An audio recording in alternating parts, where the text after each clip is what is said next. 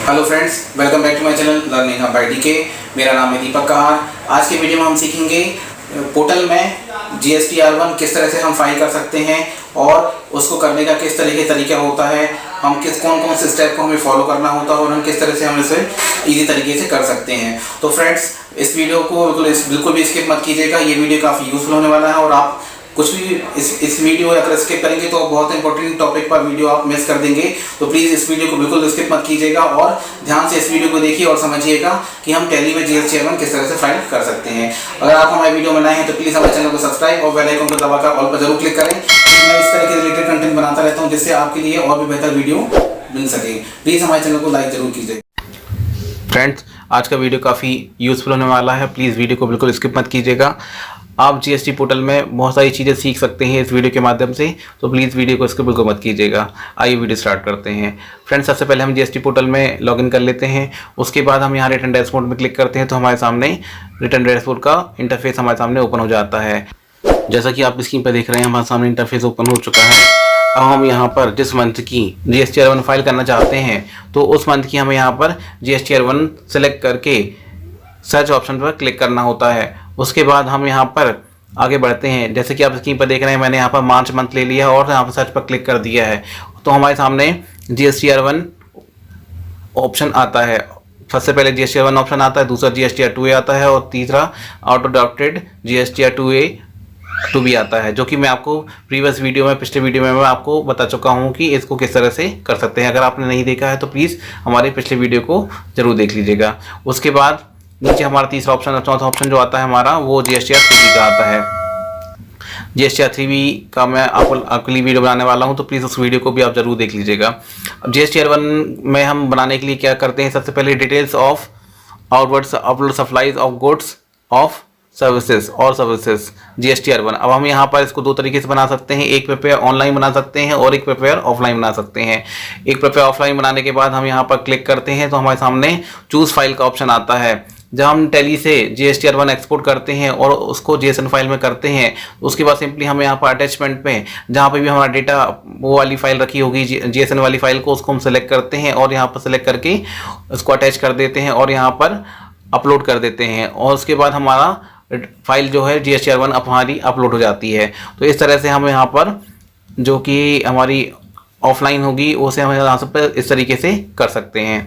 उसके बाद हम यहाँ पर अभी मैं आपको सिखाया था, यहाँ पर सीधा अटैच करेंगे और रिटर्न पे अपलोड करेंगे तो आपकी फाइल अपलोड हो जाएगी। उसके बाद हम यहाँ पर दूसरा तरीका सीखेंगे। GSTR1 में जाएंगे, यहाँ पर GSTR1 को हम सेलेक्ट करेंगे। अब यहाँ पर हमारा दूसरा ऑप्शन आ रहा है प्रिपेयर ऑनलाइन। अब हम प्रिपेयर ऑनलाइन हम किस तरह से बनाएंगे, हम प्रिपेयर ऑनलाइन पे क्लिक करते हैं। जैसे हम प्रिपेयर ऑनलाइन पे क्लिक करते हैं तो हमारे सामने GSTR1 का ऑनलाइन वाला ऑप्शन ओपन हो जाता है। जैसा कि आप स्क्रीन पर देख रहे हैं, GSTR4A 4B 4C पर हम क्लिक करते हैं तो हमारे सामने एक विंडो ओपन होती है जिसमें यहाँ पर ऐड रिकॉर्ड का ऑप्शन आता है। तो हम ऐड रिकॉर्ड पर क्लिक करते हैं। ऐड रिकॉर्ड पर क्लिक करने के बाद हम यहाँ पर सामने वाली पार्टी का सबसे पहले GSTR1 में यहाँ पर हम जो GST नंबर होगा उसे हम यहाँ पर टाइप करते हैं। टाइप करने के बाद यहाँ पर जैसे हम टाइप करेंगे तो हमारे सामने यहाँ सामने वाली पार्टी का नेम हमारे सामने शो करने लगता है और उसके बाद हम ऐड रिकॉर्ड पर क्लिक करेंगे तो हमारे सामने यहाँ देख रहे हैं, जैसा कि आप स्क्रीन पर देख रहे हैं, हमारे सामने यहाँ पर सप्लायर का नेम, रिसीवर नेम हमारे सामने शो करने लगता है। उसके बाद हम सिंपली यहाँ पर सेव कर देते हैं। जैसे ही हम यहाँ पर सेव करते हैं तो हमारा ये डेटा हमारा सेव हो जाता है। उसके बाद हम यहाँ आगे बढ़ेंगे, स्क्रॉल डाउन करते हैं तो हमारे सामने यहाँ पर ऑप्शन आता है जिसमें हम यहाँ पर इनवॉइस नंबर डालेंगे, जो कि हमने पार्टी को जो भी सेल किया है, जो इनवॉइस नंबर हमने सेल किया है इस पार्टी को, उस पार्टी का हम इनवॉइस नंबर यहाँ एंटर करेंगे और उस पार्टी की यहाँ इनवॉइस डेट एंटर करेंगे। इनवॉइस डेट हम यहाँ पर एंटर करते हैं और उसके बाद हम आगे बढ़ेंगे।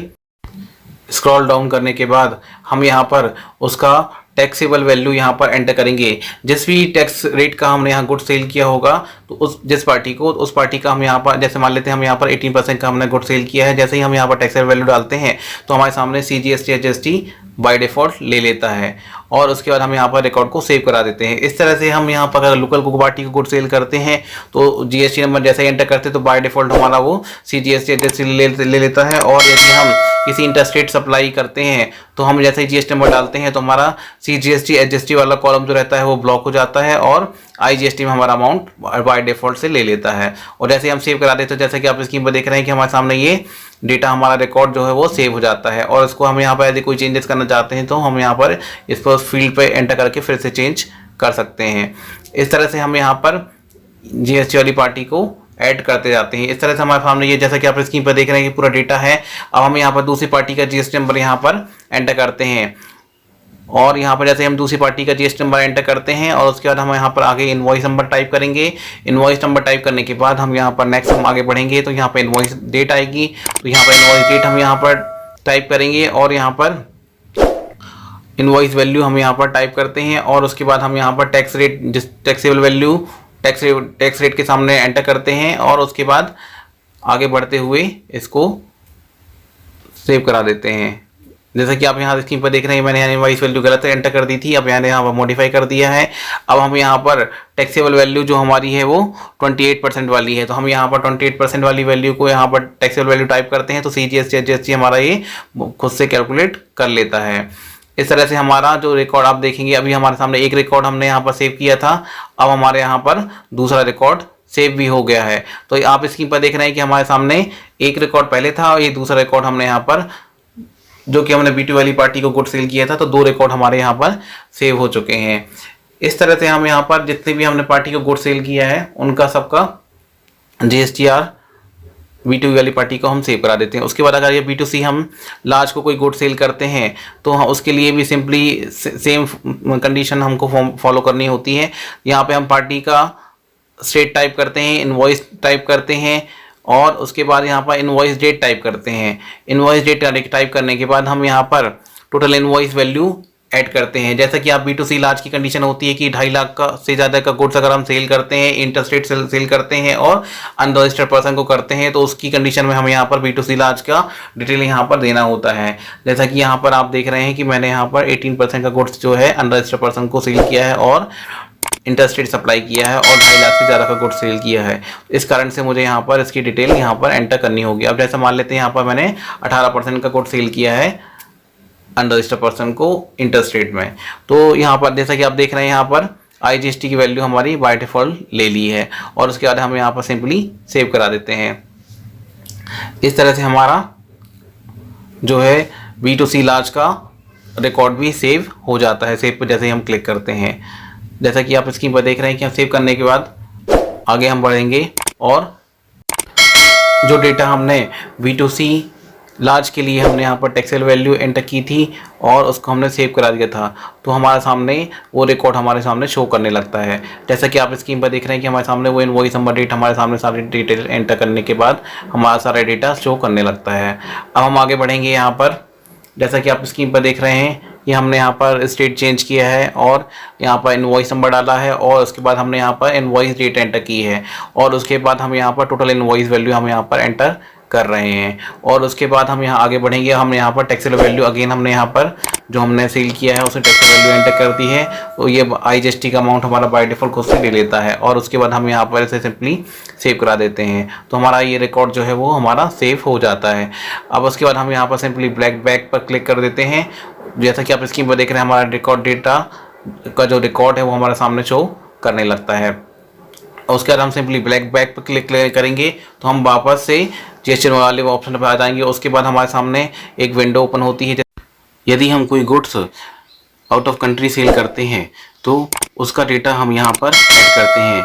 जैसा ऐड रिकॉर्ड पर जाके, जैसे हमने पिछली फील्ड में हमने सीखा था B2B और B2C में सीखा था, उस तरीके से करते हैं। उसके बाद हम यहाँ पर नेक्स्ट हमारा जो आएगा B2C स्मॉल पे आएगा। B2C स्मॉल में क्या होता है, सिर्फ हमें यहाँ पर स्टेट सेलेक्ट करना होता है कि हमने लोकल गुड सेल किया है या इंटरस्टेट सेल गुड सेल किया है, तो उसके लिए हम यहाँ पर सिंपली स्टेट सेलेक्ट करते हैं और उसके बाद हम यहाँ पर टैक्स रेट सेलेक्ट करते हैं कि हमने कितने % वाला गुड्स जो है वो सेल किया है, तो हम यहाँ पर उसको सिंपली सिलेक्ट कर देते हैं। जैसे कि जो भी हमारी GST की टैक्स रेट है 5, 12, 18, 28, तो उनमें से जो भी हमने टैक्स रेट का गुड सेल किया होगा उसको हम सिलेक्ट करके यहाँ पर ऐड कर देते हैं। और उसके बाद हम आगे बढ़ेंगे और हम यहाँ पर जैसे कि आप स्क्रीन पर देख रहे हैं, मैंने यहाँ पर स्टेट मध्य प्रदेश ले लिया है और हमने 18% रेट सेलेक्ट कर लिया है।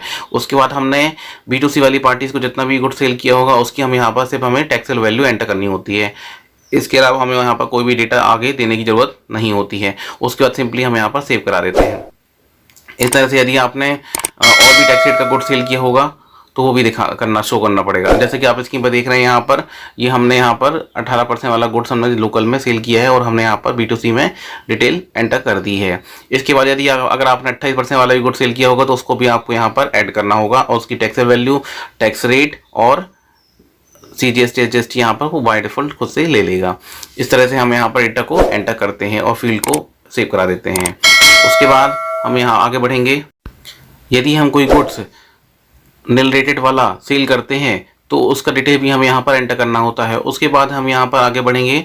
यदि कोई हमने डेबिट नोट को इशू किया है, यदि कोई हमने क्रेडिट नोट इशू किया है तो उसकी डिटेल भी हमें यहाँ पर एंटर करनी होती है। हम यहाँ पर सिंपली पार्टी का GST नंबर एंटर करते हैं तो पार्टी का नेम बाय डिफॉल्ट खुद से ले लेता है। और जो हमने डेबिट नोट इशू किया है या क्रेडिट नोट इशू किया है और उसका नंबर हम यहाँ एंटर करेंगे और उसके बाद हम यहाँ पर उसकी डेबिट और क्रेडिट नोट की जो भी डेट रहेगी हमारी उसे हम सेलेक्ट करेंगे। अब हम यहाँ पर टाइप सेलेक्ट करेंगे कि हमारे डेबिट नोट का है या क्रेडिट नोट का है और उसके बाद हम यहाँ पर वैल्यू एंटर करेंगे और उसके बाद हम यहाँ पर आगे बढ़ेंगे। तो यहाँ पे हम उसकी टैक्सेबल वैल्यू यहाँ पर एंटर करेंगे।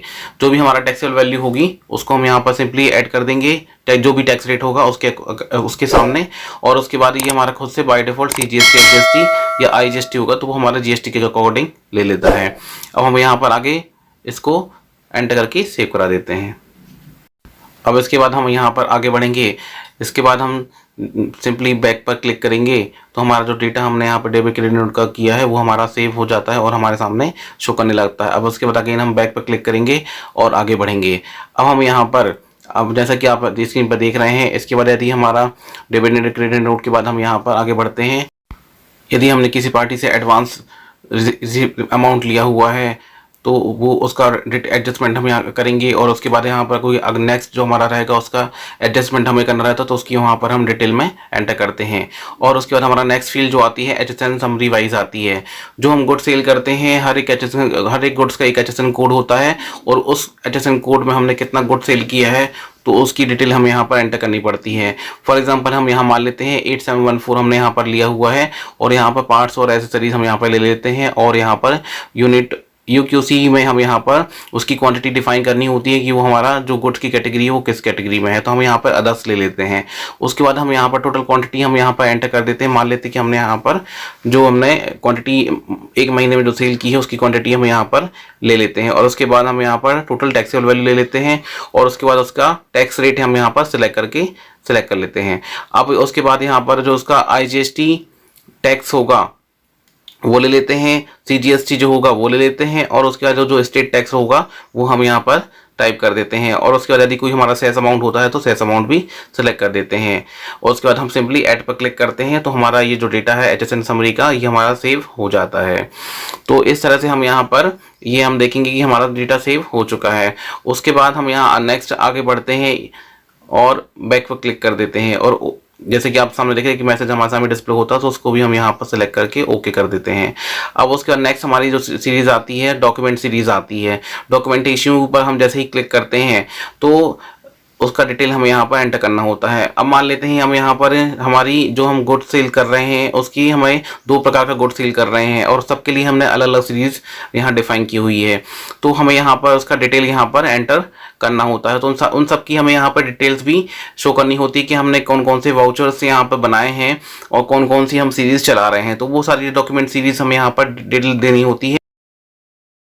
फॉर एग्जाम्पल हम मान लेते हैं कि हम मोबाइल का और मोबाइल की एसेसरीज का बिजनेस कर रहे हैं तो हम मोबाइल की लिए एक अलग बिल नंबर की सीरीज़ बनाएंगे और एसेसरीज के लिए एक अलग हम इनवॉइस की सीरीज़ बनाते हैं। तो इसकी ये डिटेल हमें यहाँ पर एंटर करनी होती है। अब हमें सबसे पहले यहाँ पर आप स्क्रीन पर देख रहे हैं कि हमारे सामने document issue during the tax period.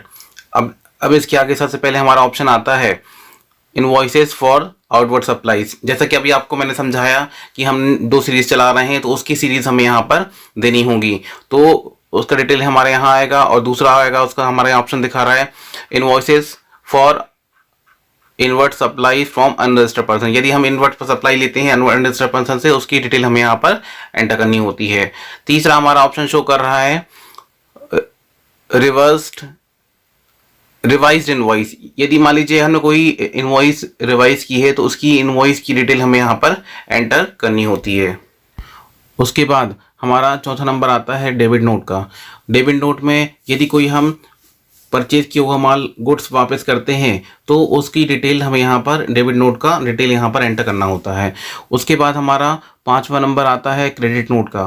Credit note में जो भी गुड्स हम सेल करते हैं, सेल करने के बाद जो गुड्स रिटर्न हमारे पास आता है तो उसके लिए हमें यहाँ क्रेडिट नोट इशू करना पड़ता है। तो उस क्रेडिट नोट का नंबर जो है हमें यहाँ पर इन डिटेल में एंटर करना होता है। यहाँ पर ऐड डॉक्यूमेंट में जाके हम कर सकते हैं। उसके बाद हम यहाँ पर रिसिप्ट वाउचर, यदि मान लीजिए कोई हम पेमेंट रिसीव करते हैं एडवांस में तो उसका डिटेल भी हमें यहाँ पर देना होता है। उसके बाद हमारा पेमेंट वाउचर आता है। यदि कोई हम पेमेंट एडवांस में करते हैं तो उसकी पेमेंट की डिटेल भी हमें यहाँ पर एंटर करनी होती है और उसका वाउचर नंबर भी हमें यहाँ पर देना पड़ता है कि हमने यहाँ पर कौन से पेमेंट से, उसकी किस पेमेंट नंबर वाउचर से हमने यहाँ पर पेमेंट की है। उसके बाद हमारा नेक्स्ट आता है रिफंड वाउचर। यदि मान लेते हैं किसी पार्टी का कोई हमने एडवांस पेमेंट लिया था तो हमने उसका रिफंड किया है तो उसका डिटेल भी हमें यहाँ पर एंटर करना होता है। और उसके बाद हमारा नेक्स्ट आता है delivery challan for job work. अब यदि मान लीजिए हमारा जो वर्क प्लेस है जहाँ पर हम काम करते हैं वहाँ पर चालान के थ्रू वर्क होता है और जॉब वर्क का काम होता है, तो उसके लिए हमें यहाँ पर डिलीवरी चालान इशू करने पड़ते हैं। तो उन डिलीवरी चालान का जो नंबर होता है वो नंबर्स भी हमें यहाँ पर एंटर करना होता है। यहाँ पर हमें जो हम अपनी टैली में जो जनरेट करते हैं उस जॉब कार्ड नंबर का डिटेल हमें यहाँ पर देना होता है। उसके बाद delivery challan for supply on approval.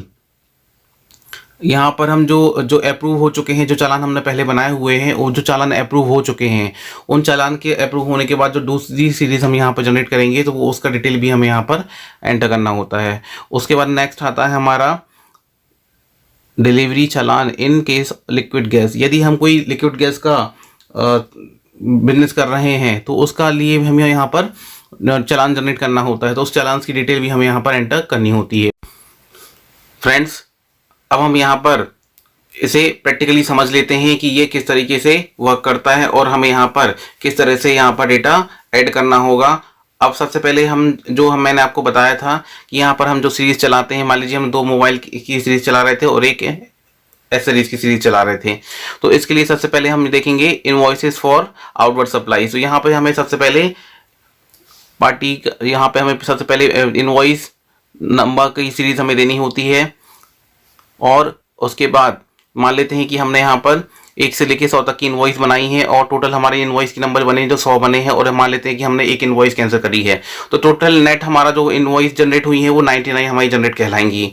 जैसे ये मान लेते हैं कि हमारी मोबाइल की सीरीज़ है और उसके बाद यहाँ पर हम दूसरा रिटर्न ऐड करना चाहते हैं तो उसको भी हम यहाँ पर ऐड कर सकते हैं। उसके बाद हम सिंपली यहाँ पर सेव करा देते हैं। तो इस तरह से हमारा जो है HSN की सीरीज़ जो है वो सेव हो जाती है और जितने भी हमने इनवॉइसेस इशू किए हैं वो सारी डिटेल यहाँ पर हमारी सेव हो जाएगी।